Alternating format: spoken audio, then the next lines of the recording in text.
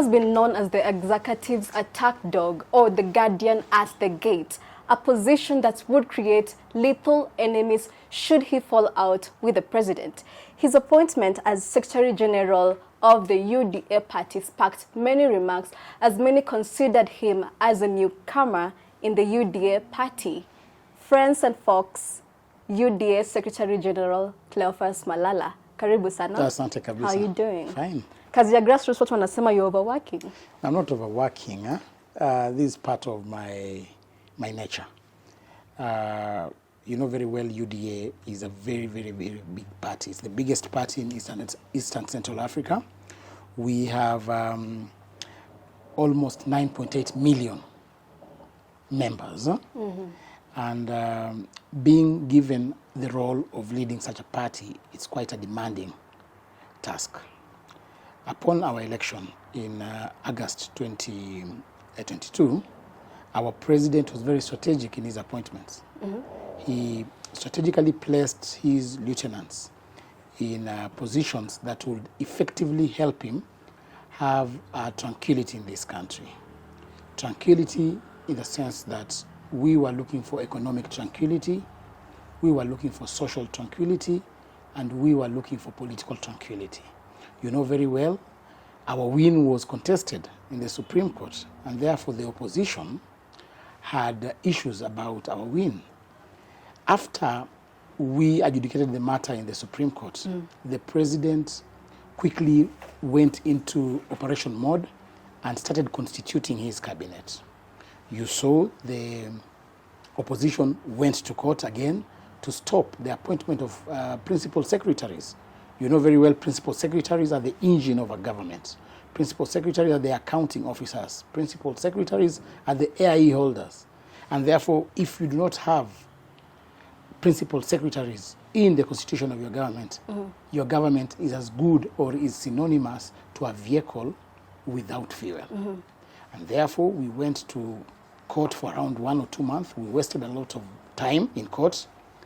Luckily enough, in January, we were able to constitute our full cabinet plus the principal secretary.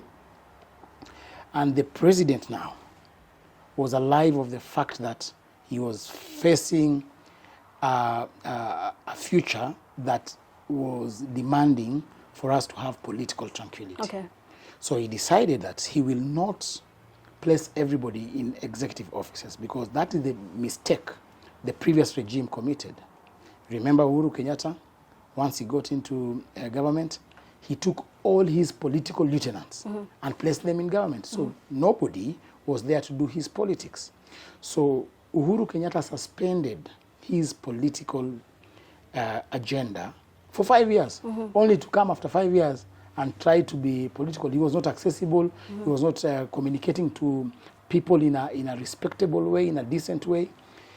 President William Samoei Ruto, being a victim of the past regime, learned a lot of lessons. And therefore, once he got into office, he gave me this role to do the politics part, which is an integral role in any administration. So you admitting right now that UDA as that now is functioning as a political vehicle and not a vehicle to champion the agenda of its manifesto as promised in the 2022 elections? No, UDA is a political party. Yes. And you know very well, as envisaged in our constitution, political parties are the vehicles which take you to government.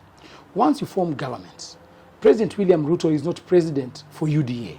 President William Ruto is president for Kenya, for the Republic of Kenya. Yes. And therefore, him, as the president of the Republic of Kenya, his role is cut out in the constitution as that which covers those who voted for him and those who never voted for him. Yes. But alive of the fact that he is facing an election in 2027, he needs to keep this other vision on the line so that both his executive role and political role and political agenda are advanced concurrently. So we clearly say that UDA party and your function as Secretary General is purely political motivated, and it's embarking on the campaign mode 247 until 2027. You cannot differentiate politics from administration. Once you separate politics and administration you have done, because that is what took you there. So you need to sustain, because what is politics? This is the science of managing people to believe in your aspirations, to believe in your ideologies. And therefore, you must always keep the politics part of it alive. All right. And our role as UDA and my role as Secretary General is to ensure, because we were elected on a platform of an ideology called the plan. We have a plan which was crafted as our manifesto. And therefore, as a party, my role as Secretary General is to always remind the executive and those executive appointees that come on, we have a plan, we have a manifesto which we promised people, and I have come up with a matrix that is evaluating the performance of our government, so that we give also the president feedback from the ground. When I go to the grassroots drives, I interact with people, they give me feedback, I tell the president, he sees what measures he puts in place to ensure that he mitigates those concerns that the general public and the membership of our party have raised. And therefore, it is a collective approach to governance. Speaking of the plan, is the ground that got the bottom-up people into power, or the bottom-up narrative into power, are they still in touch with the people at the grassroots level? Looking at the Finance Bill 23-24, many Kenyans were against it, but still it went through. So there is opinion that there's a disconnect between the ground and the executive as per now, which was not the case during the elections, during the campaigns. No, in fact, our bond is even more tighter than ever before with the ground. People are mad. Which people? People are mad. Which people? The public is mad. Which public? Let me tell you one thing. If you come for my payslip, I will not be happy about it. That it's not about you as a person. It's about believing and trusting in the spirit of our Constitution. Read Article 1 of the Constitution. It simply says that the sovereignty of the people of Kenya will be exercised directly or indirectly through elected leaders in Parliament.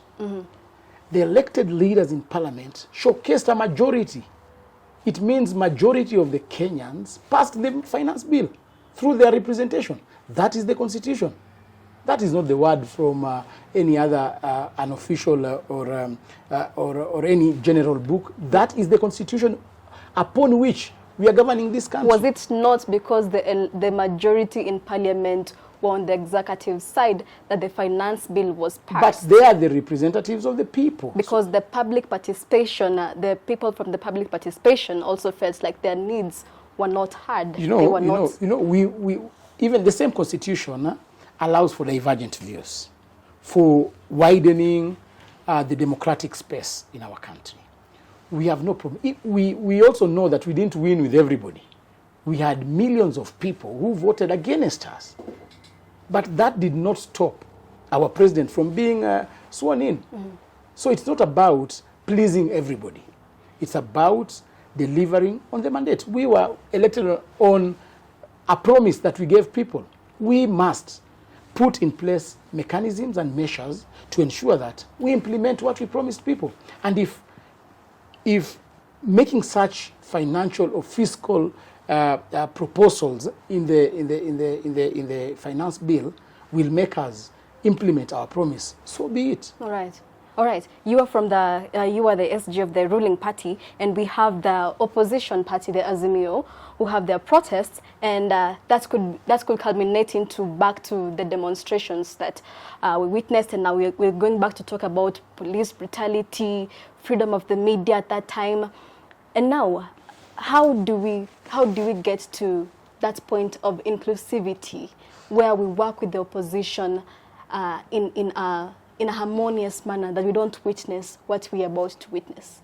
No, we cannot suspend our constitution to suit people's feelings and aspirations.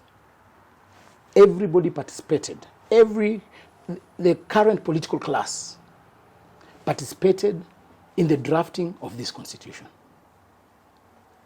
Look at the leader of opposition, Raila Amolo Odinga. He was the prime minister by the time this constitution was being promulgated. Look at Eugene Wamalwa. He even served as the minister for constitutional affairs Look at Martha Karua. She was once the minister in charge of the constitution, and therefore they participated in the drafting of this constitution. They cannot be the very people who, after dynamics, political dynamics, or scenarios have changed, they become the very people who perforate the same constitution. All right. Who tear it in shreds, only to suit their egocentric objectives. The constitution is very clear about demonstrations. They are free to demonstrate. They are free to assemble, so long as they do not breach any other person's rights. So we are saying that we exist within a country which is managed by the constitution, and therefore they can do whatever they want. Demonstrating, you can demonstrate, you can walk around. But the issue of inclusivity, the president has been very, very, very objective when it comes to inclusivity. But you see, you cannot include even the violent. They will come and derail your agenda. They'll come and sink the very boat that is helping them sail to the promised land. The president has shown commitment when it comes to inclusivity by even appointing some of the people who are opposing him during campaigns. He has appointed Evans Kidero as CAS. He has appointed Outa from ODM. On what grounds? As CAS. Inclusivity. That's the inclusivity you're talking about. Right. You must not be working with Raila so that you qualify the statement inclusivity. Is it not because of alignment? That is what we Political call alignment. inclusivity. He has gone out of his way to ensure even the CDF, the person in charge of the Kenya Defence Force, who was almost denying him victory in Bomas, he has gone out of his way, he has appointed him to head the Kenya Defence Force. So when you talk about inclusivity and political tolerance, I think our president qualifies as the best candidate who can practice inclusivity and political tolerance. All right. Again, on the issue of inclusivity and collective participation in governance, we have institutions which were set very clear by the drafters of our constitution to ensure that we achieve inclusivity and we provide space for the opposition. We cannot all be in government. We need an entity which oversights government. We need an entity which checks government, because if we are all on one side, we will experience what was experienced during the handshake regime. And therefore, through parliament and through institutions which have been formed to ensure that we have accountability in this country, through parliament, we have the minority side, which is supposed to check the government. All right. And therefore, we are saying nothing is lost. Okay. Speaking of respect to the Constitution, you set an August deadline for affiliated parties in Kenya Kwanza to merge in, and promised the President Ruto a one-party state, one-party victory in 2027. Two questions there. Is that not being overambitious? And number two, how is that in respect to multipartism in accordance with the Constitution? Multipartism will be defined as the opposite of one-party state, or one-state party, whereby you have only one political party in a country. But to us, we are not saying that we all parties to close up. We are saying you can leave ODM, you can leave DAP, that will still be multipartism. What we are saying is, us, we've taken a political strategy to come up with one party. And that has already been done by the Azimio side. As we speak right now, we have what we call Azimio One Kenya Alliance Coalition Party. They have collapsed all their parties into one. Raila did not run on ODM. True or false? He didn't run on ODM. So why is it science when we say that we want to collapse all our parties into one? We're just learning from what they have been doing. It is a political strategy for us. So and as opponents, they should not question or audit our political strategy. Let them employ theirs. For us, we know that for the president to have political tranquility in his re-election, for him to achieve his legacy after 10 years, he needs to have one strong party, which will have a super majority, in Parliament so that we stop these shenanigans of people coming to Parliament and wanting to shoot down every proposal, every good proposal of government. You've seen a number of good things in the finance bill. Yeah. But those people kept themselves blind of the fact that there were good people in that finance bill. All they were doing is just shouting it down. They were not looking at the job opportunities that are being born out of the finance bill.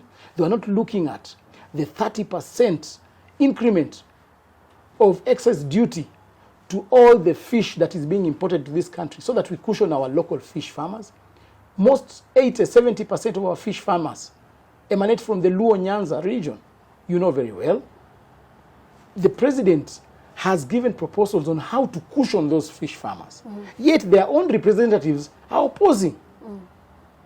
They were blind of the fact that 30% of excess duty was added on any cement, metal, furniture that is being imported from outside Kenya so that we cushion our local industries. Some of the Azimio representatives from Western region and Nyanza region, where 60% or 70% of the sugar industries are hosted, were opposing components of the finance bill which have proposed an increment of 5 shillings per kg of any imported sugar so that they protect and cushion the sugar industry and the sugar factories that are hosted in Western and Luo Nyanza.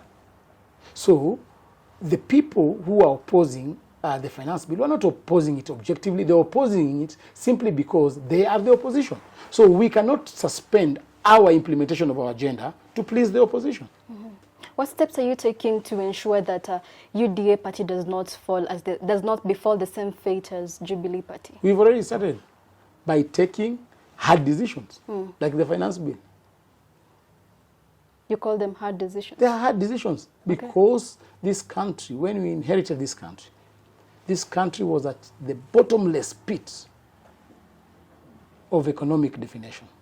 Well, all the best in that. We are yet to see, and we're going to give you time to see where the end meets at in that regard. And then there's the political opinion that there's defragmentation in the UDA party. The comments by Gladys Boschele, who is a member of the UDA party, questioning about your suitability as Secretary General of UDA party. 2 questions again. Are you taking sides, especially with this with the grassroots recruitment? And she also noted that once you stepped foot into that position, there's been fracas as had not been seen before. Gladys Boschele is a member of this party. Gladys Boschele is a leader of this party. And people say she's closer to the president. In fact, Gladys she's Boschele, the president's mouthpiece. Ruto has his own mouth. Gladys Boschele is the deputy speaker in the National Assembly. Gladys Boschele emanates from the president's county, and therefore she's a high-ranking leader in this party. So that means you can take her sentiments very seriously? Let me submit. I give him a lot of respect.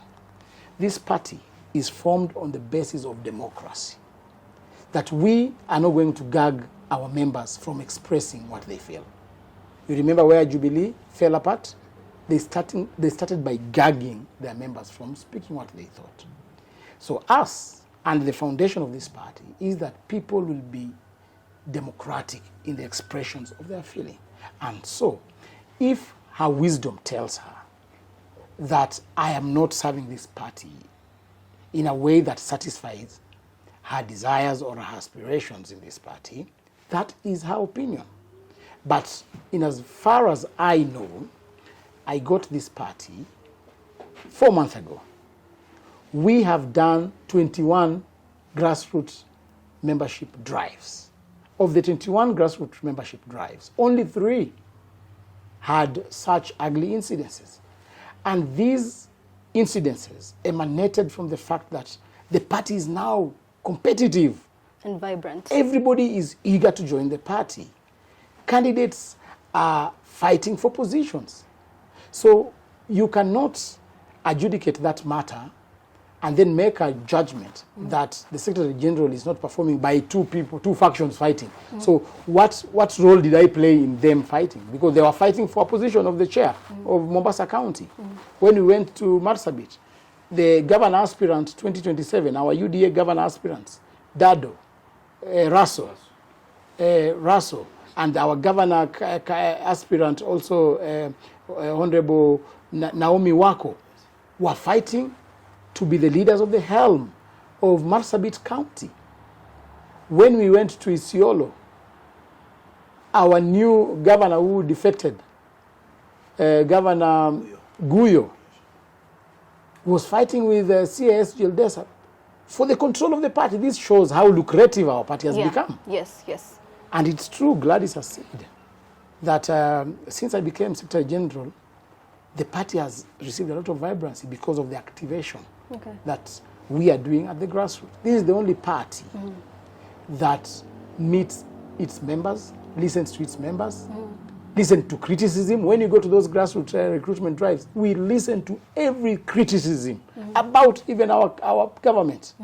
And we give people space. What do you have to tell our viewers who are thinking that there are two sides of the UDA party, that there's the Gachagua side and there's this side of yours that believes that you came in late into the party and it was a move to tame the Moses, Wetangula and Western divide, to tame the Western divide, and now it's bringing that collusion between Gachagua side and this other side that you are in. Even KANU is our independence party. People are still joining KANU. So in political parties, we do not have latecomers and newcomers.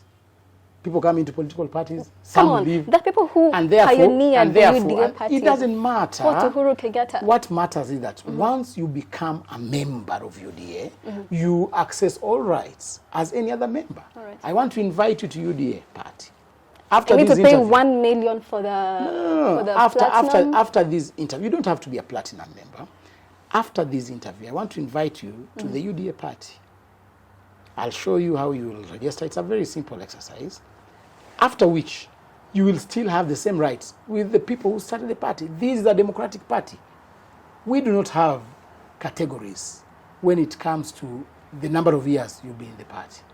We are encouraging our people to join UDA party. They will receive equal privileges so long as you come and align with the ideologies of the party. And therefore, the imagination that I was brought in to manage Musalia, to manage Wetangula. No. Musalia is my leader. Wetangula is my mentor. We emanate from the same community. For what reason would I have to undermine them? Musalia Mudavadi is the prime cabinet secretary of the government that I serve. Wetangula is the speaker of even the members of UDA. So we give our leaders utmost respect when it comes to governance. So I have never been sent and I can never be sent. And do I look like somebody who can be sent to perform such errands? Yes to know. Yeah. Well, you started off as an MCA, and right now you can see 28 counties are have adjourned sittings indefinitely until government increases salaries and restores the allowances and car grants. And they have addressed the deputy president, saying that they're not backing up from that decision. What do you have to say about this amidst the struggling economy, notwithstanding?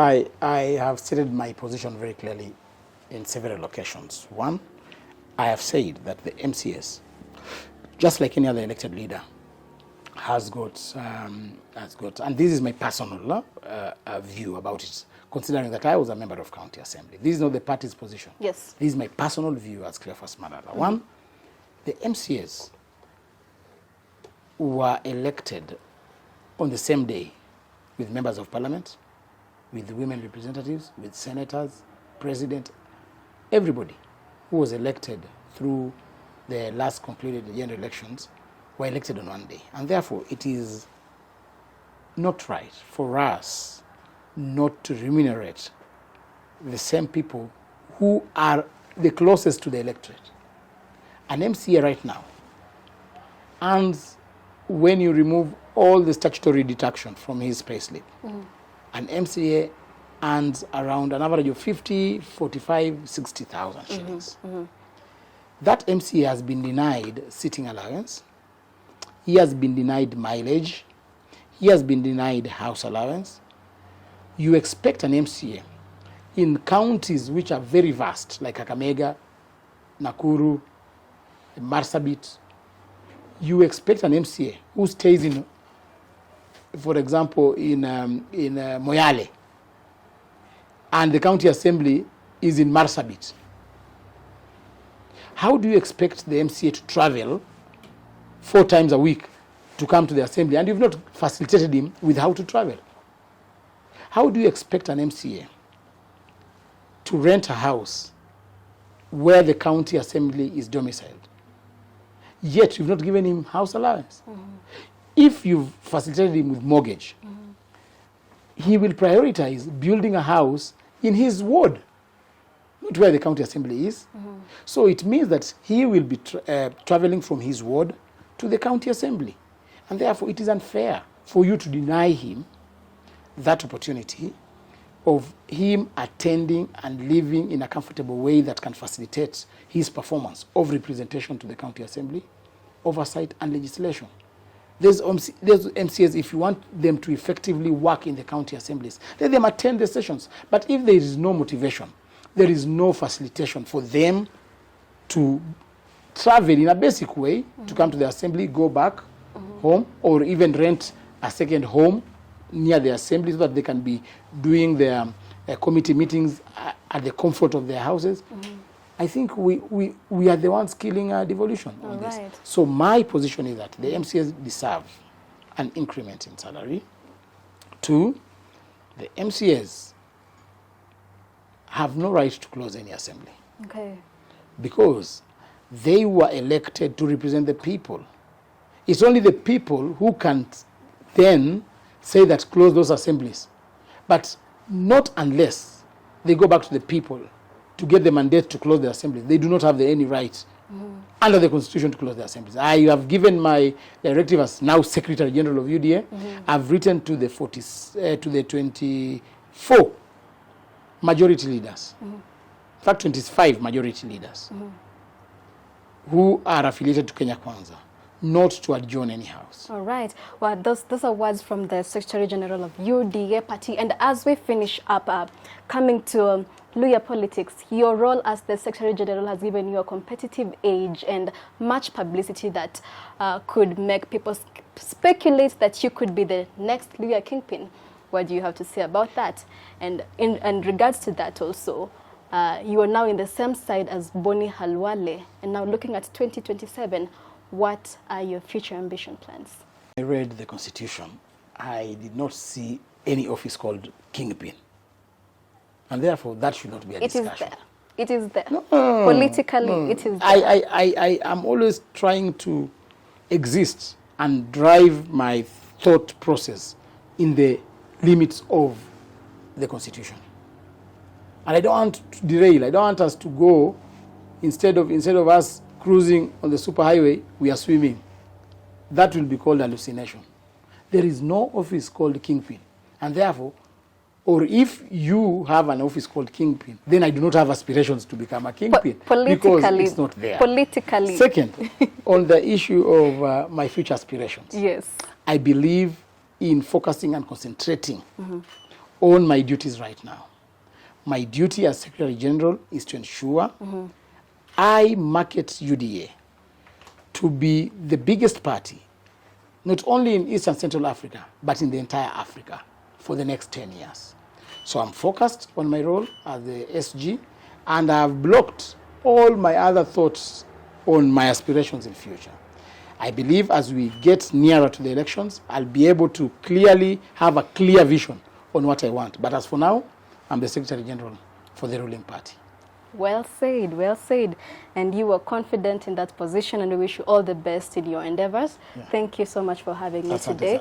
And as we finish up, I'd like to send a word of condolences to mourning the death of the 4 Kenya defense soldiers who died after a vehicle they were traveling in was involved in an accident along Marsabit-Isiolo Highway.